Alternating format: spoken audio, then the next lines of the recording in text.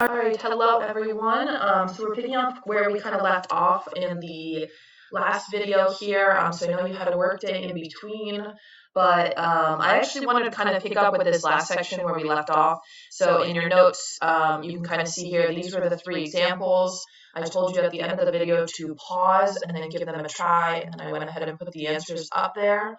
So hopefully we're starting to get a little bit of a hang of the idea that there's really only two things that determine end behavior. You have your leading coefficients and your degrees that kind of determine what's going on in each of these graphs. So I just wanted to show you kind of how I have it in my notes. I know that the PowerPoint just kind of gave you the answers, but the notes, like you said, my notes are usually something that I use to explain to you guys in class, and I'm not there. So that last video too, also the software that I was using cuts me off at 15 minutes, which you probably aren't complaining. You're like, this matter 15-minute long video is plenty, and if you paused it like you were supposed to, then it was probably long enough for a whole class period. But anyways, I digress. So I just kind of wanted to show you here this idea that every single time when I do one of these problems where I don't have a graphing calculator, I'm not actually drawing or trying to look at the graph. Up here we actually had, like I showed you what the graphs looked like so that you could learn about kind of what I mean by end behavior. When we talk about end behaviors, we're talking about kind of this side of the graph where the arrow exists, and then the left side where the arrow exists. So I just kind of wanted you to see the graphs. You understood when talking about end behavior what is meant. But ultimately, I always go through every single problem and I say, okay, what's my leading coefficient? What's my degree? If your leading coefficient is negative, your right side goes down. If your leading coefficient is positive, your right side goes up. So that one we can definitively decide, is the arrow going up or is the arrow going down? The degree, on the other hand, doesn't really tell you up or down. The degree simply tells you whether it's the same direction or opposite direction. So when you look at this and you say it's an even degree, that tells you it's going to be the same direction. That's it, just the same direction. Maybe it's the same direction up, maybe it's the same direction down. But that's all it says, the same direction. So then we come back over here and we say, okay, well, the right side was down, so that means the left side is going to be doing the same thing, also going down. Or over here, the right side was going up, so the left side, the side we haven't talked about, the left side is doing the opposite, which means it's going down. And then this last one here, again, right side going up, degree is odd, so the left side is going opposite. So that's kind of the breakdown there. Now on the next page, this is going to be one of those moments again where I'm going to kind of probably maybe have you pause it a little bit in a sense. And let me just cover up some of this a little. So for each of these on the next page, I know you're kind of seeing the answer here. It's a little untraditional, so you can, some of you might just pause the video and try to copy it. But in this next section here, this is kind of doing the same thing that you did on the previous page, and I know you haven't done this page. You're going to do this page. But you're going to do the same thing you did on the other page, which is ultimately going through and talking about what's the degree, what's the leading coefficient. But then I threw in a couple of other things that we can determine from graphs that, are going to be a part of your worksheets here in the next couple of days. So we'll want to make sure we're comfortable with that. So with A, B, C, and D, all the way through F, sorry.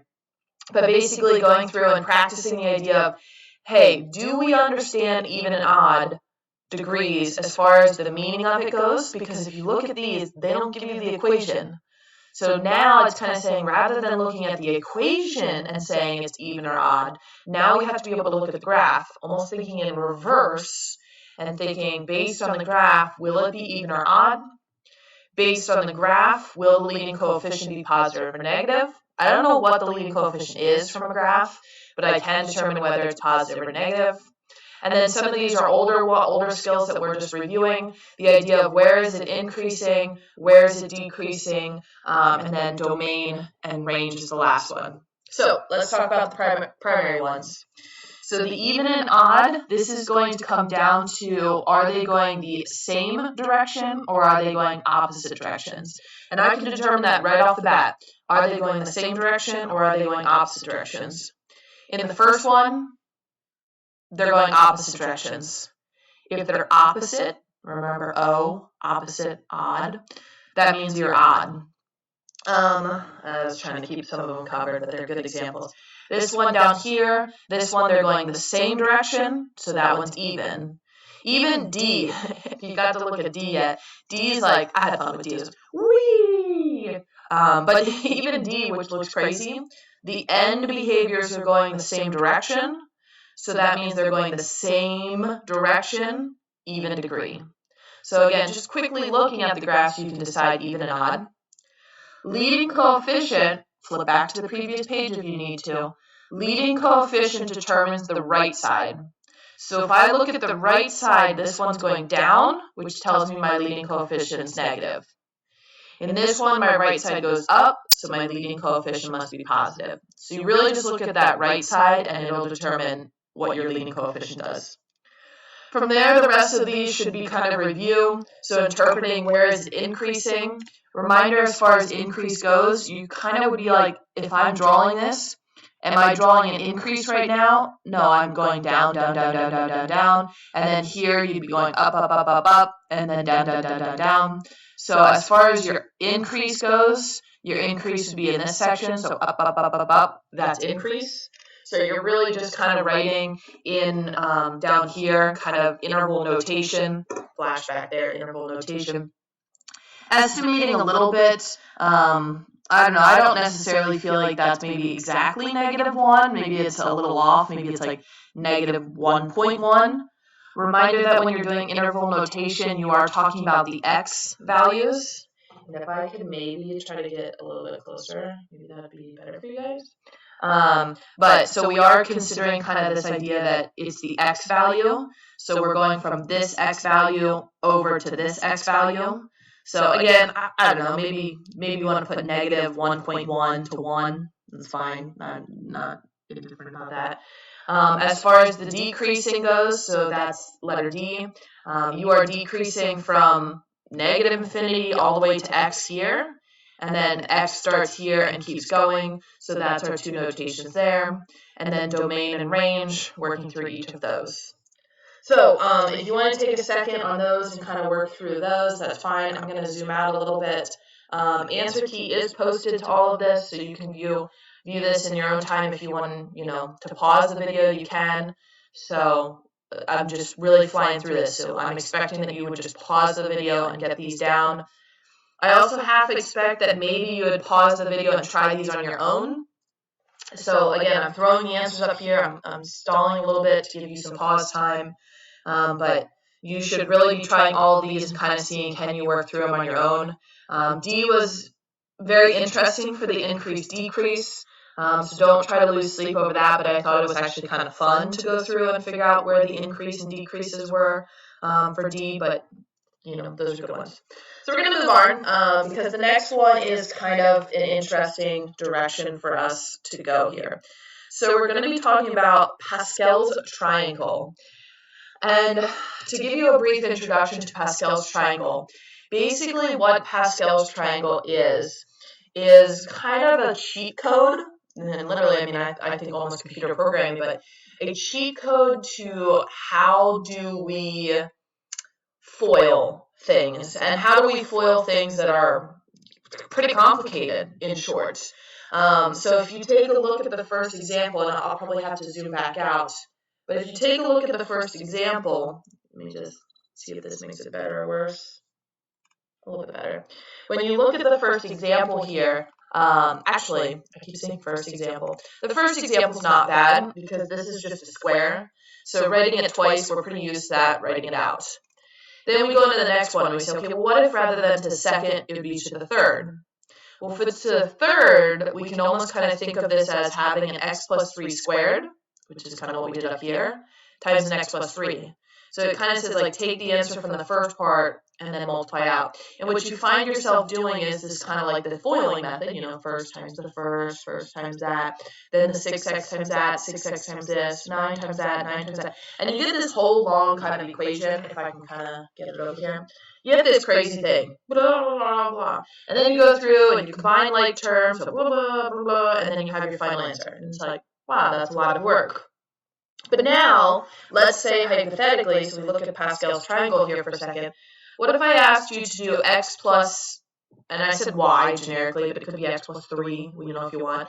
But if I asked you to do x plus 3 to the 6, that means you're going to have x plus 3 times x plus 3 times x plus 3 times x plus 3 times x. You know what I mean? Like, and you'd be like, oh my gosh, Ms. Maurer.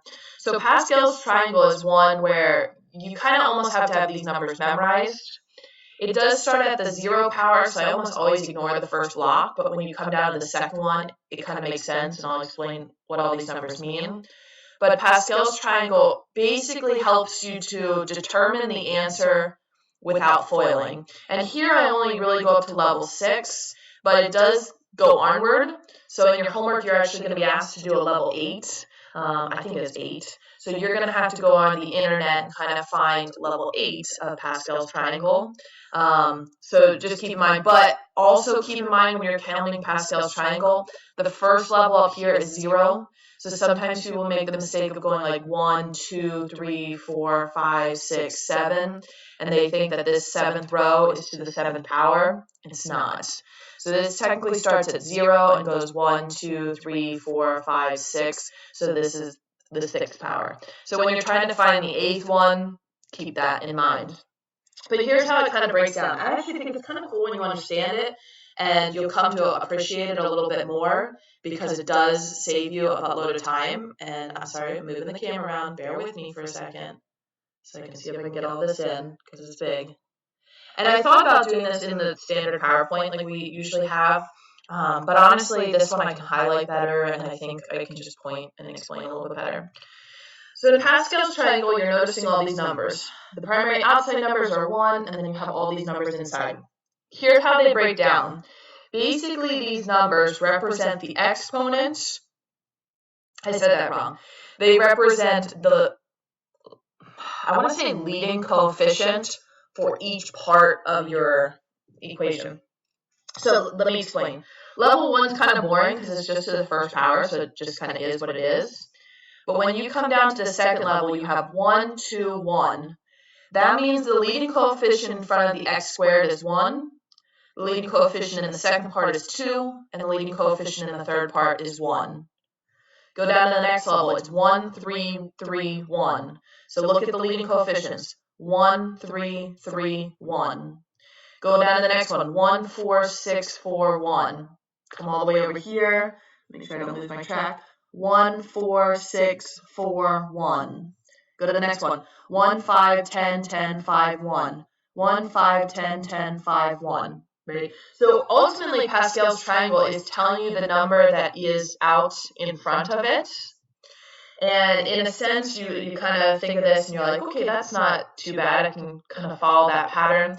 Some other details you're going to need to recognize in this is that the exponents on the variables kind of shift left to right. So let me go to an interesting one down here. So look at the last one. So it starts out with just an x. X to the 6th, there's no y. Then the next one, the x drops down to 5, and then y appears, y to the 1st. Still a total of 6, but now it's a 5 and a 1 as far as the exponent go. And then x drops down to 4, y bumps up to 2. X drops down to 3, y bumps up to 3, x drops down to 2, y bumps up to 4, x drops down to 1, y jumps up to 5, and then all of a sudden x is gone and you have a y6. So basically those variables are kind of shifting in a sense as you go across. And if, hypothetically speaking, rather than a y, you had a 3, like we had up above, then everywhere where you see a y, you would have a 3 value, and you'd have to be timesing that by the number that you have out in front, in a sense. So Pascal's triangle does kind of help you in the expanding. If you flip to the next page now, and bear with me as I find it. Here we are. If you flip to the next page here, I actually want you to do this page by yourself today. You don't really have like homework every night. It's more like you're going to have a worksheet to practice things tomorrow. This is not really a worksheet that I'm going to check or stamp, but I still want you doing it. It is good practice for, do you really understand your combining like variables aspects? So the first part up here is just really going through and saying like, combine like variables. If it's a plus sign, you don't really have to do much for it. Just go through and combine like variables. Straightforward, boom, boom, boom, boom. Combine these, you're good to go. If it's a minus, make sure you're accounting for that distributing property happening, and then combine like terms. Down below, this is where you get into multiplication. For the most part, I'm going to tell you, you're probably not going to use Pascal's triangle. I know I just showed it to you, but you're probably just going to go straightforward foiling. So like this one, I would just go through, distribute that out, and be done. This one, you're going to want to foil, so taking each of these, boom, and then take this one to each, boom, and then don't forget the last one, boom. So you're going to find yourself more or less just multiplying anyways. I know I showed you this cool Pascal's triangle, but Pascal's triangle really only works for a problem maybe like number 9. So if you really want to try out Pascal's triangle, try it out on number 9. But the rest of these, just go about foiling. Now for the ones that are 3s, like number 7 and 6, I would recommend focus on one piece first. So kind of foil this piece, simplify it, and then once it's simplified, then multiply it by the 4, minus 5x. So for example, let me see if I can pull this up quickly enough. So if we look at number 7, okay, sorry. Camera's a little touchy sometimes. Okay, good enough. If you look at number 7, you'll see here, I foiled out the first 2, simplified the first 2, and then multiplied it by that 4 minus 5x. So that would be kind of my recommendation here. It's really just a worksheet you practicing. Now I am going to zoom out here, show you guys kind of the final answers across the board for this paper. You should, again, be pausing this and doing it on your own, but you can always come back to this video, check out the answers. The answers are also posted on OneNote. So in short, you were kind of finished up the notes that you're doing without me. I know sometimes you guys like me having there so you can ask questions. Hopefully all this was somewhat doable. Pascal's triangle is something you will work on in the worksheet, I believe, tomorrow. So you'll get to try out that Pascal's. That's probably the trickiest part of both of these videos, not having me there, is doing the Pascal's triangle. So hopefully I made this fairly manageable on your own. Make sure that your notes are fully filled in. Make sure that this page you did by yourself first, and then are now looking at the answers. Don't just spend time copying down my answers. That's going to do nothing for you. You should be doing this one on your own. You don't really have homework at night, so I think it's very reasonable to ask you guys to do this on your own. But that is the end of this video. Y'all have fun now.